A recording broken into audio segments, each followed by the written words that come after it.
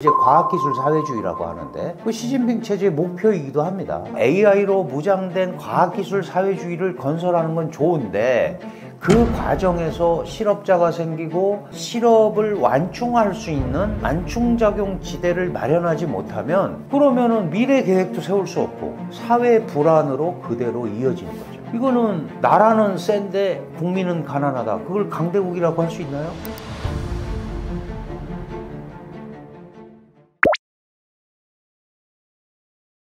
사실 중국은 2015년에 중국제조 2025라는 소위 제조업 현대화 과학기술 프로젝트를 진행을 하기 시작했고 올해가 10주년입니다. 사실은 상당 부분 중국의 그 과학기술이나 일부 산업기술 현대화가 이루어졌죠.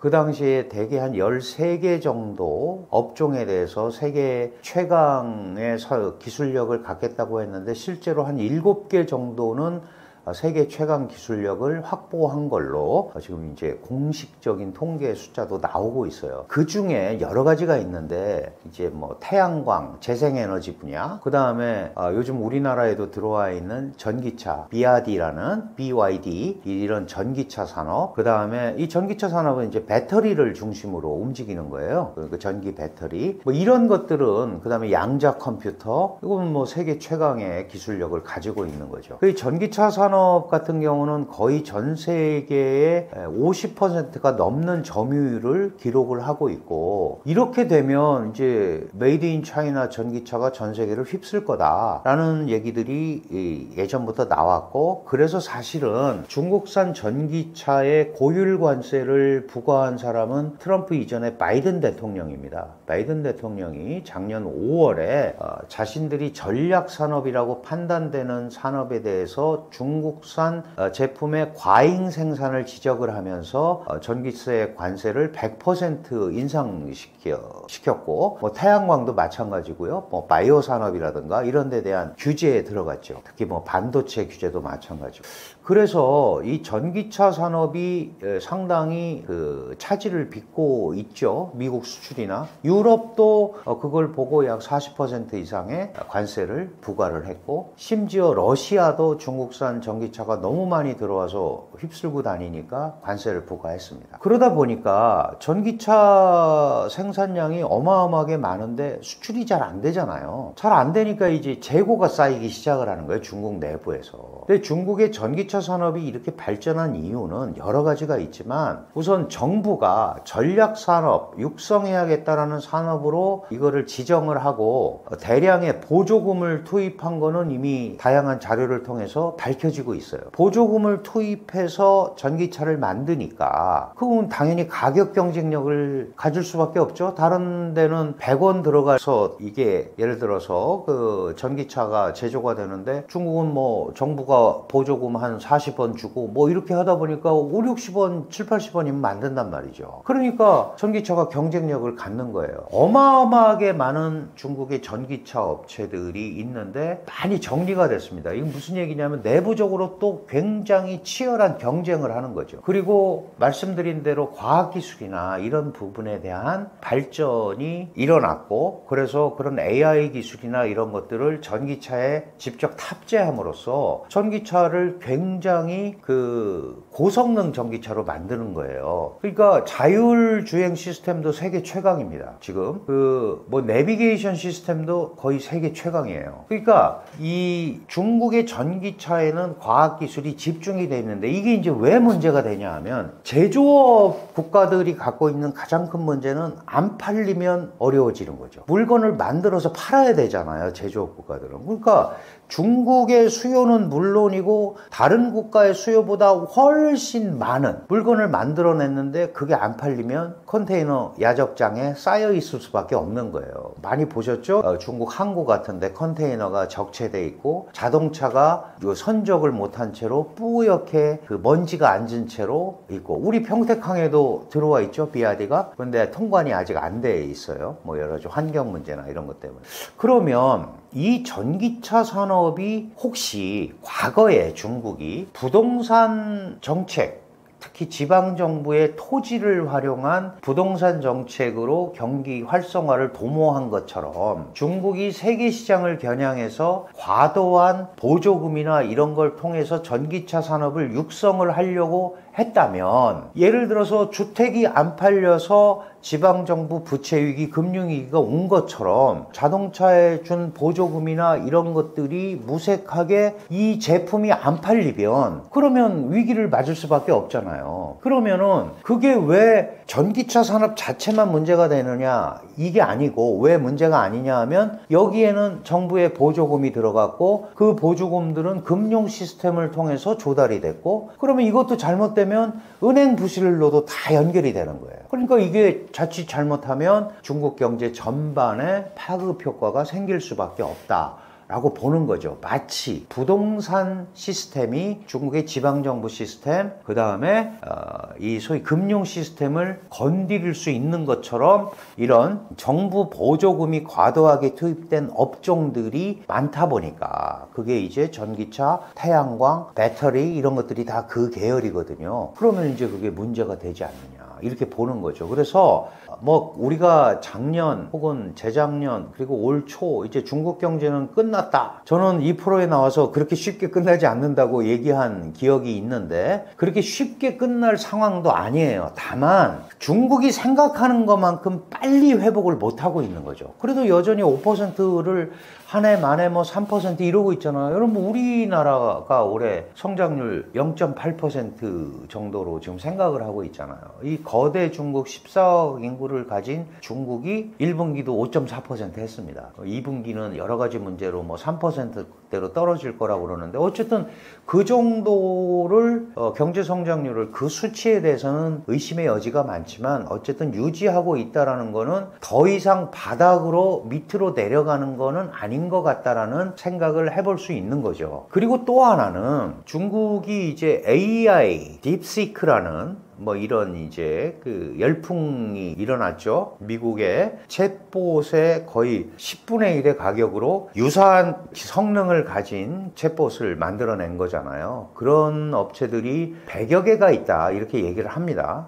적어도 지금 10개, 10여 개 업체는 이미 이제 그런 제품들을 출시를 하고 있는 거죠. 그런데 이제 이게 AI 산업이 발전이 돼서 그렇게 가는 건 좋은데, 중국은 인구가 14억이잖아요. 그러니까 일정 부분 고용을 동반한 성장이 필요해요. 고용을 동반한 성장. 그러니까 예를 들어서 우리도 보세요. 지금 웬만한 그 패스트푸드는 전부 키오스크에서 주문을 합니다. 그죠? 웬만한 주차장은 전부 카드라든가 번호표 결제 시스템으로 그냥 다 넘어가요. 그러면 이전에는 거기에 다 관리인이 있고, 그죠? 거기 돈을 주고받고 하는 사람들이 다 있었잖아요. 그리고 급여를 받고. 그런 사람들이 없어지는 거예요. 결국은 AI의 발전이 일부 고용을 동반한 일자리들을 없앨 수 있다라는 불안감이 중국 시장에 상당히 엄습을 하고 있습니다. 이게 무슨 얘기냐 하면, 앞으로 몇 년이 지나도 내 일자리가 과연 존재할 수 있을까? 그런 거 있잖아요. 옛날에 우리 그 사무실에 가면 전부 타이피스트들이 있었어요. 따로 치는. 그런데 컴퓨터가 보급이 되면 그냥 거기다 치면 그게 다 인쇄가 돼서 나오니까 타이피스트라는 직업이 없어졌잖아요. 그런 것처럼 내가 지금 이걸 하고 있는데 내 직업이 미래에도 있을 수 있을까?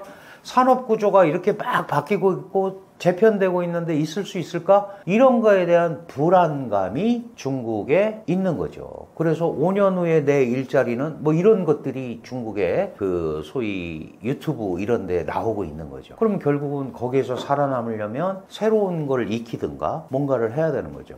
근데 이제 중국이 그러면 그런 AI라든가 과학기술 발전이 그냥 이루어졌느냐? 그건 아니에요. 중국이 1년에 올해도 한 1200만 명 정도의 대졸자가 생기는데 그 중에 약 반 600만이 소위 이공계 졸업생들입니다. 그러니까 선택과 집중을 하고 있는 거예요. 그런 분야에 집중 투자를 해서 과학기술을 발전시켜서 그래야 미국의 원천 기술로부터 자유로워질 수가 있고, 그렇게 돼야 과학기술에 기반한 사회주의 건설을 통해서 세계 최강의 국가가 될 수 있다. 이걸 이제 과학기술 사회주의라고 하는데, 그 시진핑 체제의 목표이기도 합니다. 그런데 그거에 대한 반작용 내는 부작용도 분명히 있다라는 거죠. 예를 들면 모든 정책은 긍정적인 면과 부정적인 면이 혼재돼 있어요. 예를 들어서 우리가 잘 아는 트럼프, 관세를 부과하게 되면 안 내기 위해서 미국에 와서 공장을 세울 거고, 미국 사람을 고용할 거고, 그러면 미국의 제조업도 부활하고 우리 실업 문제도 해결하고 얼마나 좋아요. 그런데 그 관세의 긍정 효과가 나오기 전에 관세를 부과했더니 무역행위가 정상적으로 이루어지지 않아서 미국 월마트의 약 60~70%를 차지하는 메이드 인 차이나 제품이 못 들어오는 거예요. 메이드 인 차이나 제품이 못 들어오면 그거를 사서 써야 되는 미국인들, 미국 시민들이 당장 그걸 못 쓰잖아요. 그럼 부정적인 효과가 먼저 나타날 수 있다는 거죠. 그러니까 긍정이 90이고 부정이 10이라도 부정적인 효과가 먼저 나타나면 90이 좋다는 걸 알면서도 바꿔야 되는 상황이 나타나는 거예요. 마찬가지로 중국도 지금 우리가 AI로 무장된 과학기술 사회주의를 건설하는 건 좋은데, 그 과정에서 실업자가 생기고 그런 실업을 완충할 수 있는 새로운 중간 완충작용 지대를 마련하지 못하면 무슨 일이 벌어지겠어요? 내가 월급쟁이였는데 월급을 못 받아요. 내가 급여 생활자였는데 급여를 못 받으면 나의 지출 계획이나 이런 게 다 흐트러지지 않겠어요? 그러면은 미래 계획도 세울 수 없고, 그렇게 되면 무슨 일이 벌어져요? 돈 안 써야겠다. 또는 이 정부가 왜 이래? 사회 불안으로 그대로 이어지는 거죠. 그러니까 이런 부분을 어떻게 잘 조율을 하느냐, 이게 포인트입니다. 그럼 중국이 생각하는 거는 그래도 전 세계 제조업의 35%를 중국이 제조하고 있고 글로벌 밸류 체인의 42% 정도를 차지하고 있거든요. 그럼 중국산 뭐 메이드 인 차이나 붙은 그게 원부자재가 됐든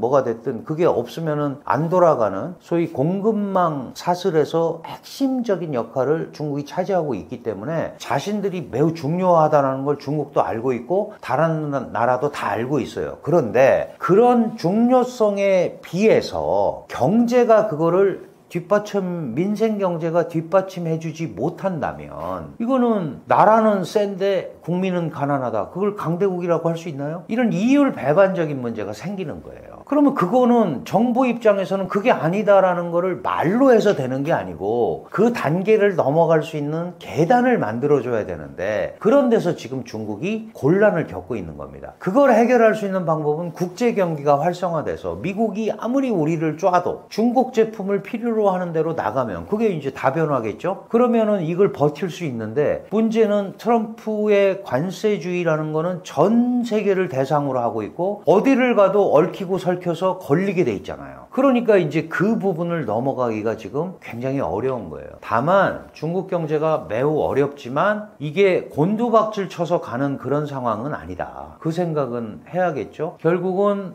중국은 안정적으로 대미 관계를 가지고 가면서, 그래서 지금 무역협상이나 이런 것들이 뭐 협상이라는 게 한쪽의 마음에 들게만 나올 수는 없어요. 다만 숨을 돌리면서 중국이 갖고 있는 제조업 특장점이나 이런 것들을 발휘할 수 있는 그런 큰 틀, 이런 게 미국과 협의가 되지 않으면 사실 세계 시장에서 지속적으로 움직이기가 쉽지 않다. 이제 그런 것들이, 그러니까 아이러니하게도 대외적 안정, 미국과의 협상, 트럼프 일기 때도요, 중국에 대해서 45% 관세 부과를 천명을 했었고 실제로 25% 관세를 부과하니까 미중이 협상에 들어갔는데 그 협상도 20개월이나 걸렸어요. 금방 되는 게 아닙니다. 지금 뭐 협상 유예가 며칠까지고 90일 유예해서 언제까지 막 이런 거 하잖아요. 우리도 뭐 7월 8일까지 협상해야 된다, 줄라이 패키지다, 뭐 이런 얘기 하는데 꼭 그게 안 되는데 뭐 협상 시한이 그날이라고 딱 못을 박을 수는 없죠. 그래서 미중 간에도 이런 줄다리기가 움직일 수밖에 없다. 그래서 제네바에서 한번 만났고, 그리고 얼마 전에 또 했잖아요. 그죠? 2차 협상에 들어갔고, 지금 줄줄이 계속해서 협상 분위기를 가면서 이제 중국 경제가 미국과 잘 지내고 있고 세계 경제에 일종의 그 긍정적 영향력을 갖고 믿고 있다라는 인식, 신뢰 이런 것들을 심어줘야 국제 경제의 플레이어로서 신임을 받으면서 움직일 수 있다. 그게 바로 중국의 내부 경제의 소위 발전과도 이어지는 그런 흐름이다. 이렇게 이해를 하면 되지 않을까 싶습니다. 사실 중국 경제는 우리 경제와도 굉장히 밀접한 관계가 있고, 물론 이제 우리가 과거와 같이 상호 보완성이라는 차원에서 중국과 과거와 같은 경제 관계를 맺기는 굉장히 어렵습니다. 실제로 지금도 이 협력 보완 차원에서 보면 경쟁 부분이 훨씬 강화돼 있죠. 그러나 여전히 중국은 거대 내수 시장이고, 그 다음에 이제 한국이 이런 꼭 경쟁 이런 것만 얘기하는데, 그런 거 말고도 이 한국이 그 소프트한 분야에서 이 소비재나 이런 것들은 한국 걸 좋아하는 중국인들도 당연히 있을 수 있겠죠. 이제 그런 부분들을 우리가 이제 집중 공략을 해야 되고요. 중앙과 달리 일부 지방은 또 지방정부 차원에서 필요한 것들이 있어요. 그런 것들은 향후에 우리하고도 이제 밀접하게 더 경제적 관계가 이루어질 수 있는데, 이 전반적인 틀에서는 중국 시장을 바라보는 시각을 이제 좀 더 세분화해서 봐야 될 것 같아요. 중국은 생산 기지인가? 그런 부분이 사실 많이 상쇄가 됐죠. 공급망 시장인가? 원자재를 들여와야 되니까. 아니면 우리의 시장인가, 그냥. 그러니까 해외 수출 시장으로서 내수를 담당할 수 있는 시장인가. 그러니까 과거에는 우리가 제조업 기지로서 역할을 많이 했잖아요. 그 중국이. 그런 시대는 이미 끝났다고 본다면 결국은 공급망 협력이라든가, 왜냐하면 중국도 한국의 반도체가 필요합니다. 그건 이제 상호 연계가 돼 있는 거니까 공급망 부분에서의 상호 협력, 그 다음에 이제 내수 시장을 둘러싼 부분에서 여전히 유효한 한국 제품들이 있을 수 있거든요. 이런 부분 위주로 얘기가 풀려갈 수밖에 없다, 이렇게 봐야 되고, 지나치게 과학기술 분야, 특히 한국이 강점을 가지고 있는 반도체나 이런 것들은 협력하기가 쉽지 않습니다. 이거는 얼마 전에 보셔서 아시지만 그 화웨이 AI 칩을 못 쓰게 했고, 그 미국이 금지를 내렸죠. 그러면 그 화웨이에 그런 것들을 공급하는 것도 못하게 하고 있어요. 근데 그 예를 들어서 미국산 장비를 이용해서 뭘 만들어서 중국에 파는 것도 금지입니다. 그럼 우리 반도체 장비라는 게 미국의 원천 기술 장비가 많이 들어와 있잖아요. 그러면 그것도 지나치게 과학기술 쪽으로 협력이 되는 거는 미국의 제재라든가 이런 걸 받을 가능성이 굉장히 크죠. 이제 그런 상황들을 고려를 하면 우리가 이전에 생각했던 뭐 제조업 기지로서 뭐 이런 것들보다는 약간 소프트한 분야에서의 교류가 더 확대되는 형태, 이런 식으로 가야 되지 않을까, 그런 생각을 합니다. 미중 갈등에서 관세가 막 이렇게 부과가 되고 그러면은 그 중국의 수출이 많이 줄었을 거라고 생각하기 쉬운데, 실제로 이 1분기, 올해 1분기 수출량을 보면 오히려 증가했습니다. 1분기 수출액이 5.8% 증가했는데 수입액은 약간 감소를 했어요. 그러니까 중국에서는 지금 수출을 오히려 무역 흑자가 더 늘어난 상황이긴 합니다. 근데 이거는 어떻게 해석을 하고 있냐면은 대부분은 관세가 본격적으로 발동하기 전에 연초에 있었던 러쉬 효과로 보고 있어요. 그러니까 관세가 발동하기 전에 일단 밀어내고 미국에서 수입하는 쪽에서도 일단 받아놓자, 재고를 갖다 일단 확보해 놓자, 이런 식으로 하면서 엄청나게 많이 밀어냈고요. 근데 이게 수입량이 많이 줄었다 그러는데, 미국 수입량이 줄어든 거는 중국 정부에서 연초부터 수입업자들한테 미국에서 수입하는 거를 통제했다는 소문이 있습니다. 요거는 이제 공식적인 자료로 나온 건 아닌데, 이쪽 중국 전문가들하고 중국에서 나오는 소식을 쭉 보면은, 그러니까 로이터에서도 이거를 보도를 했어요. 정확하게 어떤 그 뭐 보고서라든지 이런 게 나온 거는 아니지만 로이터에서 보고한 게, 특히 이제 하나 여기서 얘기를 들은 게, 미국산 대두를 수입하는 중국 수입업자들하고 인터뷰를 통해서 이걸 이제 확인한 건데, 미국산 대두 수입량이 절반으로 감소했는데 이때 중국 정부가 수입업자들한테 수입 중단 명령을 내렸다 그러더라고요. 그래도 물론 일부는 그래도 여전히 수입을 했겠지만 상당 부분의 수입업자들이 이제 중단을 했다, 이런 거를 로이터에서 보도를 했었고, 현재 이제 이 상황에 대해서 그 어떻게 보고 있냐면, 중국계 증권사에서는 그래도 뭐, 그러니까 중국계 증권 대표적으로 은하증권이라든지 차이나 메리츠 증권 이런 데서는 현재 상황에서는 뭐 수출에 큰 타격은 없다. 다만 장기적으로 수출에 부정적인 영향을 끼칠 우려가 있다. 이런 식으로 이제 좀 마일드하게 표현을 했고요. 그다음에 이제 사우스 차이나 모닝 포스트 같은 경우는 중국의 선정량이 앞으로 이제 바로 이제 장기적이 아니라 이제 앞으로 딱 바로 다음 달부터 향후 몇 개월 동안 감소할 것으로 전망을 했고, 향후 중국의 수출이 현재 수준까지 회복하는 데는 몇 년이 걸릴 수 있다. 이런 식으로 조금 더 강하게 부정적인 표현을 했고, 블룸버그에서는 1분기 통계만 보면 그렇지만 이제 4월부터 본격적으로 무역 실적이 악화될 거다. 이제 이런 식으로 좀 더 강하게 얘기를 하고 있습니다. 그래서 이게 이제 해외 그 통신사나 아니면 증권사에서 나온 그 분석은 이렇고요. 근데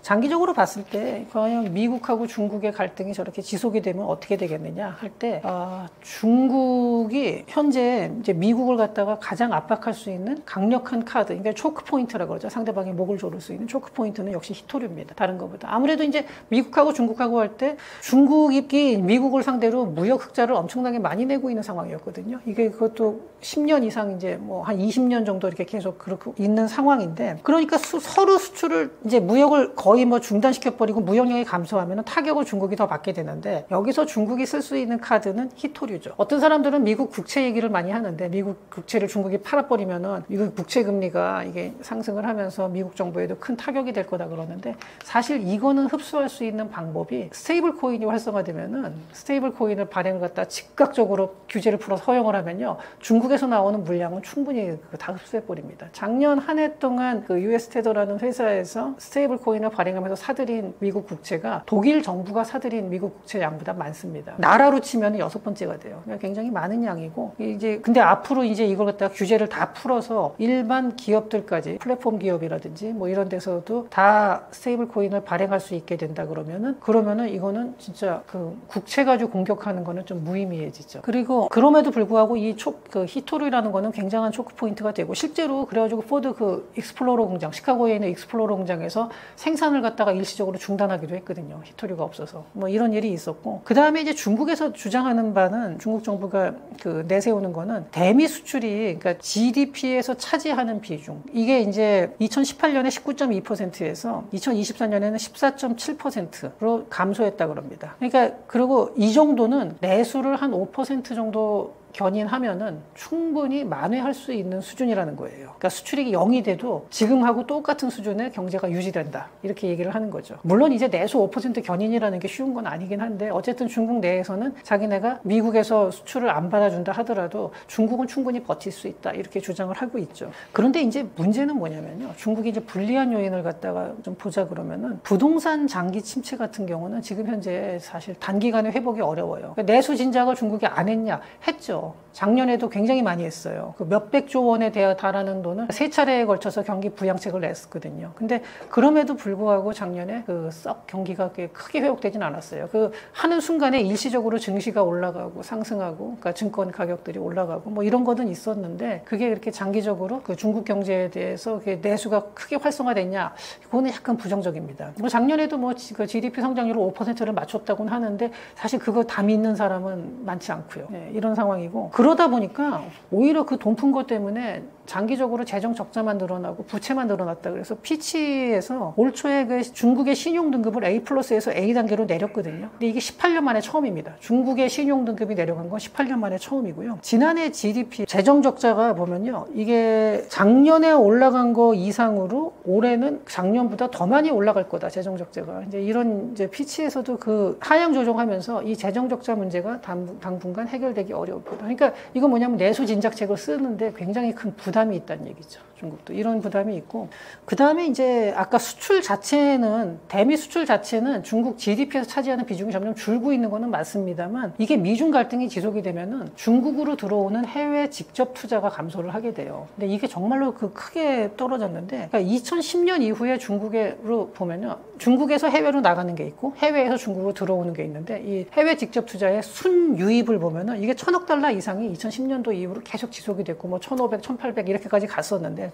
이게 이제 2023년에 그러니까 재작년이죠. 이게 330억 달러로 감소했습니다. 그러니까 엄청나게 뚝 떨어진 거예요. 한 해 사이에. 그러고 나서 2024년에 작년에는 45억 달러. 그거에 또 거의 뭐 한 9분의 1 정도로 떨어진 거죠. 이제는 거의 순유입이 없는 상태가 된 거고, 미중 갈등이 심화된다 그러면은 그 공급망이나 이런 게 재편이 되면서 당연히 중국으로 투자할 그런 유인이 줄어들 수밖에 없죠. 이렇게 되면은 내수 활성화를 해야 되는데 이게 내수 활성화가 되냐는 거죠. 그래도 해외에서 들어온 자금이 고용도 해주고 다 하는 건데 이게 이제 어려워진다는 거죠. 그리고 대미 수출만 줄어드는 게 아니라 이렇게 되면은 또 미국 동맹, 미국의 공급망 하에 들어가 있는 다른 나라로의 수출도 같이 감소할 수 있다는 거예요. 그래서 겉으로 보이는 것보다 훨씬 더 심각하다는 거고요. 그리고 아까 수출이 중국 GDP에서 차지하는 비중은 점점 감소하고 있다고는 하지만 이 무역 흑자는 대미 수출을 통해서 얻는 무역 흑자는 흑자에 감소하지 않았어요. 그러니까 무역량 자체, 수출량 자체는 준다 하더라도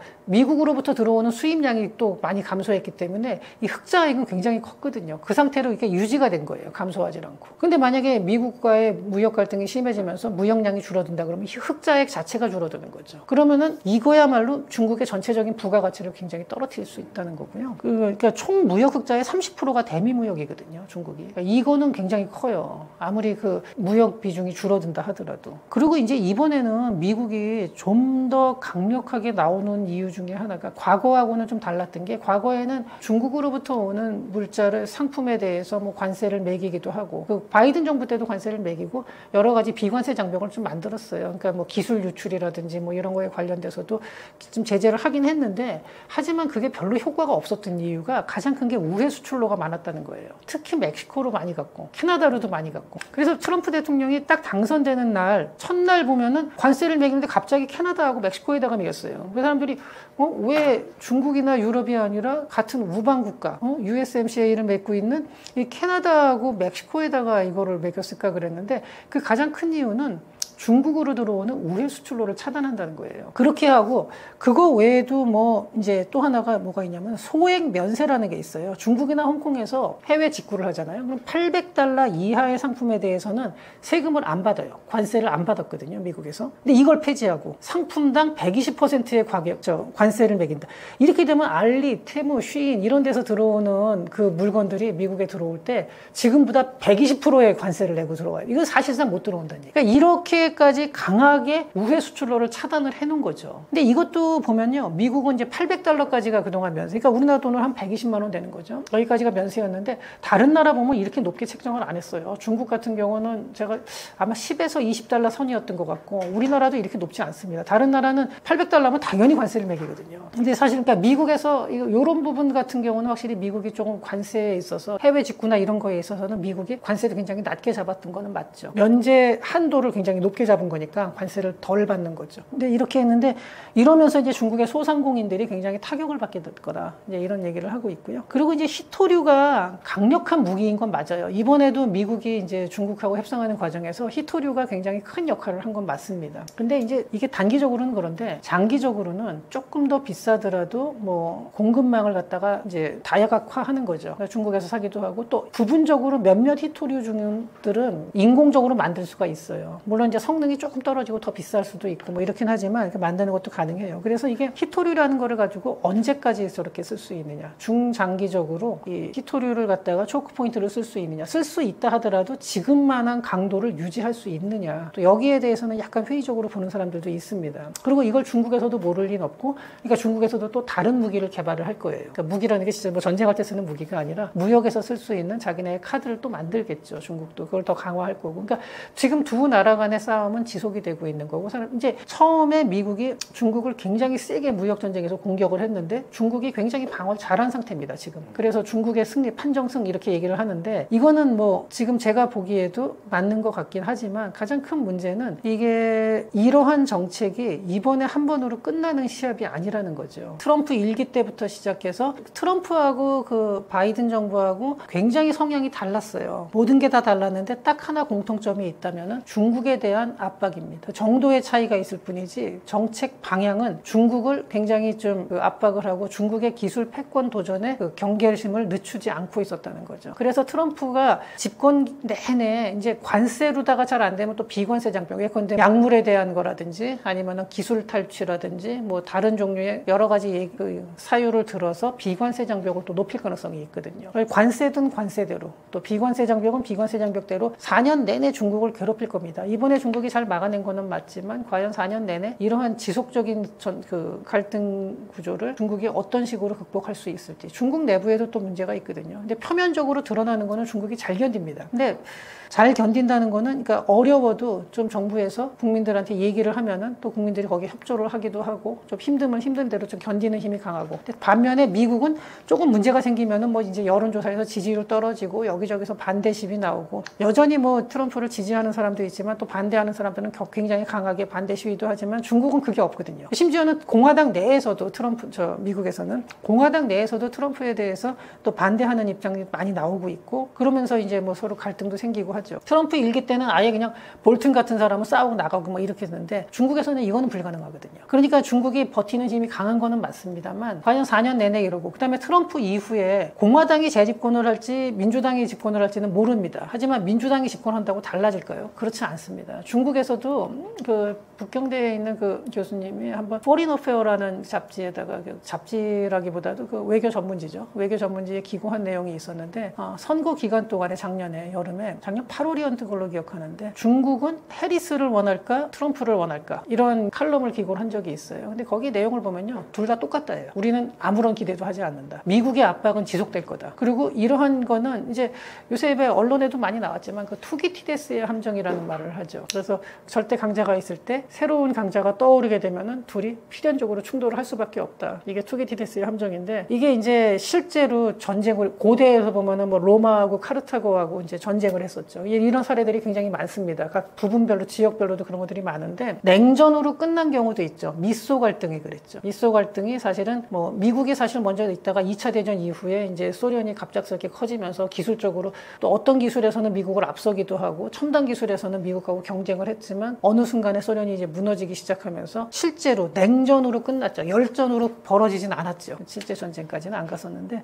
이번에 중국하고 미국의 갈등도 이런 식으로 큰 틀에서 보면은 미국의 패권에 도전하는 중국의 부상이고, 이거는 미국의 어느 당이냐, 트럼프가 물론 이 트럼프라는 사람 자체가 워낙에 거칠게 얘기를 하고 그동안에 있었던 워싱턴에 있는 다른 정치인들하고는 다른 모습을 보이면서 막 정말로 상식을 넘어서는 수준의 강경한 자세를 보인 거는 맞는데, 그게 아니더라도 이 정책 기조는 같다는 거죠. 민주당이라 하더라도. 그래서 이게 장기화될 경우에 과연 중국이 어떻게 이게 잘 버틸 수 있을지, 이런 부분들은 좀 더 지켜봐야 될 것 같고요. 근데 제가 이런 얘기를 하면은 굉장히 이제 감정적으로 반응을 하는 분들이 많아요. 그러니까 중국을 좋아하시는 분들은 왜 이렇게 중국에 대해서 부정적으로 얘기하느냐, 또 중국을 싫어하는 분들은 중국이 뭐 그리 대단하다고 중국에 대해서 자꾸 중국의 저력이나 뭐 지구력을 얘기를 하냐 이러는데, 그렇게 생각하지 마시고요. 그냥 있는 팩트를 보시죠. 그냥 현재 미국의 정책은 이렇고 현재 국제 정세는 둘이 싸움을 할 수밖에 없고, 미국은 당이 바뀐다 하더라도 중국에 대한 압박은 지속될 거고,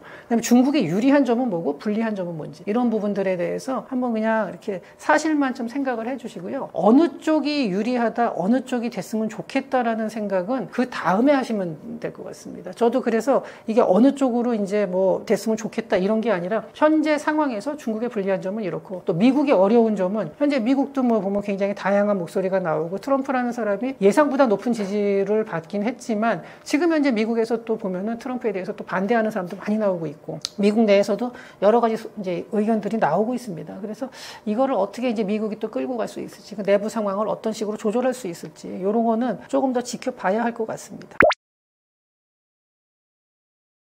네, 지금 미중 갈등이 생긴 거는 제가 아까 투기티데스의 함정이라는 말을 했는데, 중국이 그만큼 커졌다는 거예요. 미국이 중국의 위협을 강하게 느끼고 있다는 거거든요. 그러니까 과거처럼 중국을 이제 손잡고 같이 갈 수 있는, 자기가 통제 가능한 상대라고 보질 않고, 중국이 너무 많이 컸다, 이제는 중국을 눌러야 한다. 그러니까 그만큼 중국의 위상이 올라왔다는 얘기긴 하죠. 이거는 실제로 보면은 중국의 기술력이, 그러니까 중국의 단점은 뭐냐면은 균형이 잘 안 맞는다는 거예요. 그러니까 굉장히 뛰어난 기술이 있는가 하면 중간 민간의 하부 구조는 또 굉장히 허술하고 지금 이런 면들이 많이 나오고 또 도농 간 격차, 지역 간 격차가 굉장히 크고 하다 보니까 어떻게 보면 허술한 면도 있지만 아주 뛰어난 거 보면 예컨대 대표적인 게 딥시크죠. 이런 것들이 굉장히 이제 발전을 하고 있고 그다음에 배터리에 대해서도 우리나라가 과거에는 초격차라는 표현을 썼는데 반도체나 이런 것도 이제 중국이 많이 쫓아왔습니다. 반도체는 아직은 선단 공정에서는 우리나라만큼은 안 되는데 배터리는 제가 그 배터리 협회하고도 만나보고 배터리 전문가하고도 얘기를 해보면은 사실 기술적 격차는 별로 없다 그럽니다. 그런데 이게 문제는 뭐냐면 대량 생산을 할 경우에 품질의 균질성에서는 좀 차이가 난다 그래요. 예전에 이제 어떤 분이 중국 전문가분이 그 유튜브에서 말씀하신 걸 봤는데 그게 이제 정확하게 뭐 통계를 가지거나 어떤 보고서를 본 건 아니고 그분이 이제 거기 중국에서 본 얘기를 한 거라서 100% 확신을 하긴 어려운데 한번 이런 얘기를 한 적이 있습니다. 코로나 백신 얘기할 때 중국의 시노팩이라는 백신이 나왔을 때 그거 뭐 물 백신이다 그러고 그걸 왜 맞냐 뭐 이런 얘기를 많이 했었죠. 근데 실제로 의학 전문 저널에 나온 걸 보면요. 시노팩이나 모더나나 아스트라제네카나 그러니까 시노팩이 약간 떨어지긴 하지만 시노팩도 이 정도면은 백신으로 써도 아무 문제 없는 수준까지는 와 있었어요. 조금 떨어지는 정도였는데 근데 왜 물 백신이 나오느냐? 시노팩 본사에서 만드는 거는 품질이 괜찮아요. 근데 자회사가 많거든요. 거기서 나오는 게 이제 품질에 하자가 있는 거죠. 그럼 우리가 생각하면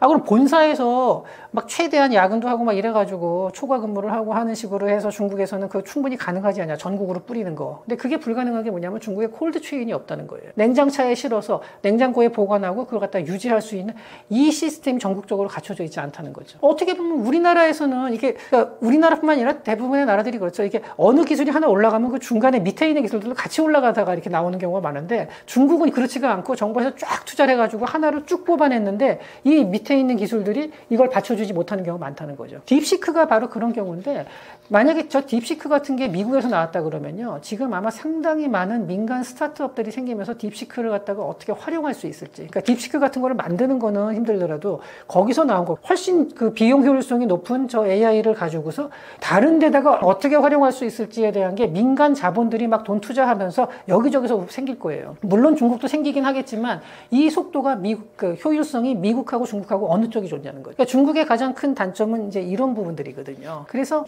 중국이 장기적으로 보면은 미국하고의 격차를 굉장히 많이 좁혀놓은 건 맞는데 이게 어떻게 생각하면 뭐냐면은 과거에 소련이 망하는 시절에도 미국하고 그러면은 첨단 기술에서 미국보다 뒤졌냐? 아니었어요. 몇몇 분야는 오히려 더 앞선 것도 있어요. 하지만 이걸 대량 생산, 대량 유통, 대량 소비 구조로 연결을 시키면서 경제의 효율성이 높아졌냐?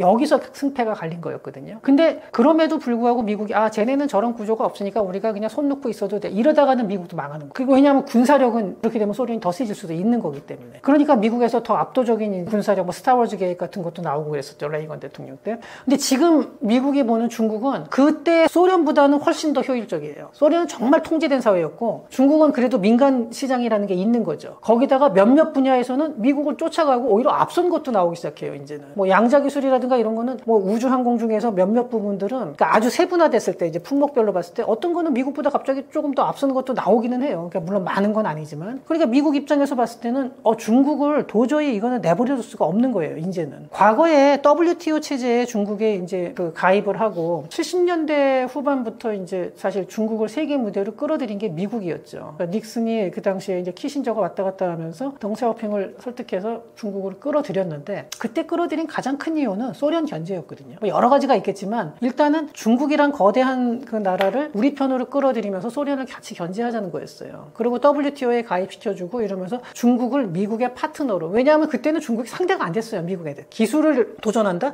이거는 게임이 안 되는 거였죠. 그런데 이제는 그렇게 볼 수 있는 상황이 아니고 중국이 너무나 커진 거예요. 그리고 기술적으로도 굉장히 발달했고 그러니까 아까 말씀드린 대로 중국이 미국처럼 그렇게 효율적인 경제를 가지고 있느냐 하면 거기에서는 그렇지는 않지만 중국의 기술력이 지금은 워낙 올라와 있고 중국이 잘못하면 기술 패권을 도전해서 미국을 앞설 수도 있다라는 물론 이게 지금 현재 상태에서 그렇다는 건 현재는 당연히 미국이 위죠. 하지만 그냥 내버려두면은 잘못하면은 이게 중장기적으로 중국이 올라갈 수 있는 상황까지 온 거 아니냐 이렇게 판단을 한 거죠. 그래서 중국을 저렇게 강하게 압박을 하는 거예요. 그러니까 중국이 그런 단점을 가지고 있음에도 불구하고 굉장히 굉장히 무서운 존재로 인식을 하는 거죠. 물론 이걸 갖다가 이제 미국에서 너무 호들갑 떠는 거 아니냐 이렇게 볼 수도 있습니다. 물론 그거는 그렇게 보는 사람들도 있고 중국이 그 정도까지는 안 된다. 그리고 중국 자체적인 여러 가지 어려움 때문에 그리고 인구 구조로 봤을 때도 조금 있으면 이제 고령화가 시작되고 이렇게 되면 중국은 더 어려운 처지로 갈 수밖에 없다. 그래서 피크 차이나론도 많이 나오고는 있지만 그럼에도 불구하고 미국 입장에서는 쫓아오는 중국을 견제할 수밖에 없는 상황까지 온 거예요. 그러니까 그만큼 중국이 위상이 높아진 걸로 봐야 되고 근데 그러다 보니까 여기서 조금 도광양해를 했다 그러면은 그래도 이제 더 이렇게 힘을 비축할 수 있었는데 지금 너무 빨리 고개 든 거 아니냐 약간 이런 또 이제 분석도 나오고 있죠. 근데 제가 보기에도 중국이 지금 미국하고 경쟁할 만큼의 체력은 안 되는 것 같긴 합니다. 뭐 단기적으로야 뭐 협상을 하면서 부분적으로 뭐 중국이 조금 더 유리한 결과를 내기도 하겠지만 중장기적으로 봤을 때 과연 이거를 뭐 10년 이상 끌고 간다 그랬을 때 중국이 미국하고 싸움에서 버틸 수 있을까요? 저는 그거는 조금 어려울 것 같고 어떤 선으로든지 저는 타협으로 가지 않을까. 그러니까 투기 TDS의 함정 중에서 이것도 열전으로는 가지 않고 뭔가 타협을 하는 선으로 나오지 않을까 저는 뭐 그렇게 보고는 있습니다. 근데 타협을 하더라도 그 타협이 갈등의 봉합이 아니라 갈등을 유지한 채로 더 터지지 않게 그냥 나가는 거죠. 그러면서 장기적으로는 어느 한쪽이 무너지는, 그러니까 무너진다는 게 완전히 나라가 없어지고 망한다는 뜻이 아니라 이제 경쟁을 하기 어려운 상황이 된다는 거죠. 실제로 작년에 그 오브라이언, 그러니까 트럼프 일기 때 그 국가안보보좌관을 했던 오브라이언이 그 포린 어페어에 기고한 거를 또 보면요. 완전한 승리라는 표현을 써요. 중국에 대한 완전한 승리. 그래서 완전한 승리가 의미하는 게 뭐냐. 중국이 미국한테 도전할 의사 자체를 잃어버리게 만드는 것이 완전한 승리다. 이렇게 얘기해요. 그러니까 이게 지금 현재 미국의 중국을 바라보는 시각이고 미국이 중국을 대하는 정책의 기조라고 보면 될 겁니다. 사실은 우리로서는 상당히 어려운 상황인 건 맞습니다. 두 나라가 다 중요하거든요. 우리나라한테는. 그 안보 부분도 그렇고 시장이라는 측면에서도 중국 시장이라는 게 굉장히 우리한테 큰데 근데 저렇게 이제 미국하고 중국의 뭐 정말 심한 갈등을 겪는 게 우리나라한테 도움이 되는 것도 조금 있긴 합니다. 사실 이거는 뭐 지금 최근이 아니라 이제 몇 년 됐죠. 그러니까 대표적인 게 배터리 같은 경우 만약에 북미 시장에서 중국을 견제하지 않았으면 지금 사실 중국산 배터리는 못 들어가거든요. 이게 들어갔으면은 그 중국의 가격 경쟁에 밀려서 우리나라 배터리 업체들이 그때 많이 무너졌을 거다라는 얘기도 나와요. 근데 이걸 지금 트럼프가 더 강화하고 있죠. 그 다음에 배터리뿐만이 아니라 뭐 여러 가지 이제 아마 태양광도 그럴 거고 다양한 분야에서 중국산에 대해서 더 철저하게 반도체도 그렇고 더 갈등을 심화시킬 거예요. 이렇게 되면은 상대적으로 우리나라를 우리나라하고 중국하고 경쟁하는 품목들이 많거든요. 이거를 이제 중국을 눌러주기 때문에 그나마 한숨 돌리는 거죠. 제가 반도체 쪽에도 그쪽 업계에 있는 사람하고 만나보고 배터리 쪽에서도 만나봤는데 양쪽에서 다 그런 얘기를 해요. 그러니까 그나마 미국이 저렇게 눌러서 자기네 업계에서는 시간을 좀 벌었다. 그러니까 확실히 이런 측면이 있고 그 다음에 이게 단순히 단기적으로 시간을 번 게 아니라 좀 장기화 될 것 같다라는 거예요. 그렇게 되면은 중국도 북미 시장을 완전히 날리는 거거든요. 대신에 뭐 유럽하고의 밀월 관계는 더 강화될 수는 있겠지만 이런 상황에서는 단순히 딱 그 시기의 돈이 아니라 북미 시장에서의 경쟁 그리고 북미 쪽에서의 그 R&D 협력 이런 것들이 없으면은요 중국은 자체적으로만 해야 되는데 물론 뭐 중국 자체적으로도 R&D 잘 하고는 있지만 그래도 전 세계 그 공급망 속에서 전 세계 R&D 구조화에서 중국이 좀 떨어지게 되는 거죠. 그러면은 차세대로 나갈 때도 중국이 좀 불리해질 수 있다는 겁니다. 그리고 뭐 요새 실험 장비, 그러니까 제조 장비 같은 경우도 그 네덜란드의 그 ASML 같이 이런 장비 같은 경우도 이제 중국으로는 이게 이제 안 나가니까 중국에서 또 자체적으로 뭐 다른 쪽으로 짜내고 있고 또 그런 식으로 하면서 성과를 내기도 하는데 그게 모든 면에서 다 그럴 수 있느냐, 그걸 원활하게 쓸 수 있는 거랑 없는 거랑은 차이가 분명히 있다는 거죠. 그래서 기술 경쟁에서도 조금 이제 그나마 우리나라 입장에서 한숨 돌린 게 있고 첨단 산업 쪽에서 가장 큰 수혜를 본 거는 역시 조선 쪽이겠죠. 조선 같은 경우는 아예 대놓고 이제 이게 미국이 뭐 자기네가 리쇼링을 한다 다시 뭐 이렇게 미국으로 돌아와라 하면서 조선에 대해서는 별로 그런 게 없이 그냥 한국한테다가 협조를 요청을 했는데 왜냐하면 그 생산 기반 자체가 다 무너졌어요. 인력도 없고 이제는. 그러니까 이 미국 함대들이 이제 움직이고 할 때 거기에 MRO를 우리나라에다가 맡긴다 그러는데 그건 당연히 그럴 수밖에 없는 게 미국 군함을 이걸 수리하고 유지 보수해 줄 수 있는 나라가 별로 없는데 그 중에 하나가 중국이 있긴 한데 그 중국에 맡길 수는 없잖아요. 자기네 군함의 수리하고 유지 보수를 중국에 맡긴다는 건 불가능하거든요. 미국 입장에서는. 근데 그걸 해줄 수 있는 가장 유력한 나라가 한국이죠. 그러다 보니까 우리나라한테 이걸 요청을 했는데 조선이라는 게 그래요. 그러니까 군함은 사실 수익이 적어요. 배가 크지 않고 그래가지고 그 부가가치가 낮습니다. 원래 군수물자라는 게 좀 그 부가가치가 높지는 않거든요. 그런데 군함이 오면요, 군함이 혼자 오는 게 아니라 상선들이 대거 따라와요. 엄청나게 큰 상선들이 오거든요. 그러니까 그게 그렇게 되면은 그거에 대한 수요도 당연히 같이 하죠. 거기서 한 군데서. 그래 이렇게 되니까. 조선 같은 경우는 상당히 굉장히 큰 수혜를 보게 되고요. 중국하고 갈등이 생김으로 인해서 중국하고 경쟁하는 쪽에서는 다 이익을 보게 되는 거죠. 그 다음에 바이오시밀러 같은 경우도 그런데 지금 트럼프가 집권을 하면서 미국의 의료비 절감에 대해서 민주당하고 공화당하고 근본적으로 차이가 나는 방식을 접근을 해요. 그러니까 민주당에서는 이거를 보조금을 형태로 주고 어떤 의료 메디케이드를 강화한다든지 이런 식으로 했고 트럼프는 그렇지 않고 미국의 약가를 국제 그 기준에 맞춰서 경쟁적으로 맞춰서 가격을 낮추겠다라고 했어요. 근데 이렇게 했을 때 우리나라가 신약 개발은 성과가 별로 그렇게 좋지는 않은 편인데 하지만 바이오시밀러 있죠. 복제약 쪽은 우리나라가 굉장히 기술이 높아요. 우리 사람들이 그걸 보고서 아니 그게 그 원천 기술 없이 단순 하청 아니냐 이렇게 말씀하실 수 있는데 절대 그렇지 않습니다. TSMC는 단순 하청입니까? 그게? 단순 하청을 하더라도 돈 많이 벌면 되는 거잖아요. 부가가치가 어디서 나오는지. 바이오시밀러 쪽에서 있잖아요. 제조를 해주는 것 자체가 그렇게 간단한 기술이 아닙니다. 그리고 개중에는 그쪽에서 설계를 해서 오면은 이걸 가지고 같이 공동 개발을 하는 경우도 많고요. 그 실제로 트럼프가 된 직후에 바이오 관련 주식들이 많이 올랐거든요. 이게 우리나라 쪽으로 많은 이제 그 손길이 오겠죠. 근데 만약에 미중 갈등이 없다 그러면요. 중국에서 또 이거 막 투자해가지고 쫓아왔을 거예요. 중국도 생각보다 이게 첨단 기술 쪽으로, 그러니까 바이오 쪽에서도 첨단 그 신약 개발 쪽은 물론 이제 아주 탑 티어는 아니지만 그 우리나라보다 오히려 더 그 높은 기술을 가지고 있습니다. 근데 그런 부분들이 이제 북미 시장에 접근을 못하게 된 거죠. 그러니까 이런 면에서 보면은 그러니까 이런 이게 지금 제가 몇 가지 사례를 드려요. 조선하고 반도체, 배터리, 지금 바이오까지 말씀을 드렸는데 원전 같은 경우, 소형 원전 같은 경우, 요새 SMR 같은 경우도 이제 얘기가 나오는데 이쪽에서도 미국하고의 협력이 강화될 걸로 보이고요. 이 외에도 찾아보면 또 계속 나올 겁니다. 근데 지금 제가 이제 요 정도 예를 들겠습니다. 하지만 제가 항상 강조하는 거는 그렇다고 전체적으로 좋다는 뜻은 아닙니다. 그러니까 이게 부정적인 면도 많고 또 긍정적인 요소도 좀 있다는 거지. 이제 요렇게, 왜냐하면 이렇게 얘기를 하고 나면요. 그래서 좋다는 거냐 그러고 막 댓글 하시는 분들이 있는데 절대로 이게 전체적으로 다 좋다는 건 아니고 어려운 상황이지만 그렇다고 해서 반드시 다 나쁜 것만은 아니고 그런 위기도 있지만 항상 보면은 위기만 생각하고 아이고 큰일 났다 걱정만 하는 게 아니라 그럼 그 안에서 기회는 어떤 게 있는지 이것도 반드시 생각을 해야 된다는 거죠.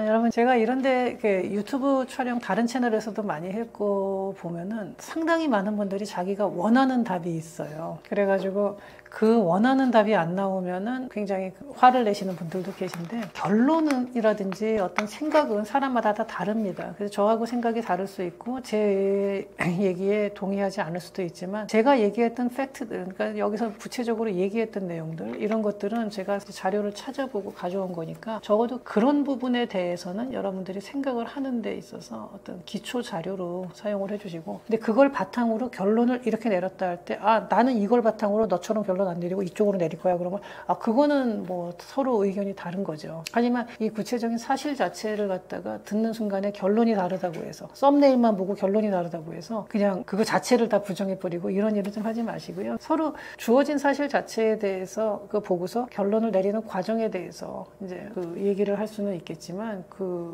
처음부터 결론을 내려버리고 나서 거꾸로 이제 욕을 하시는 분들은 그런 거는 좀 지양을 해주시고 그게 꼭 제가 욕먹어서가 아니라 저는 그런 거 크게 개의치는 않는데 본인을 위해서도 그렇고 생각하는 과정에 있어서 그게 좀 별로 좋지는 않습니다. 절대로. 그리고 요새 사회 갈등도 자꾸 심해지고 있는데 그런 갈등이 심해지는 것 중에 하나가 좀 그런 식으로 생각하는 분들이 많아서 그런 게 아닌가 하는 생각이 드니까 다른 데서 제가 이런 거를 많이 봤어요. 어떻게 쓰냐면은 썸네일하고 실제 말한 거 제가 말한 거하고 썸네일하고 사실 약간 이제 썸네일은 좀 과장해서 쓸 때가 있거든요. 근데 보고서 제가 그렇게 얘기를 안 했는데도 너는 그렇게 생각하냐고 막 댓글을 단 사람이 있는데 보니까 제가 그런 댓글을 보면은 내용을 안 보고 썸네일만 보고 댓글을 단 것 같아요. 근데 그런 분들이 있는데 그러지 마시고 여러분들이 이걸 여기까지 보신 분 분들은 그렇지는 않으시겠죠. 그래서 조금 더 이렇게 어느 한쪽으로 먼저 단정을 짓거나 이러지는 좀 마셨으면 좋겠습니다. 감사합니다.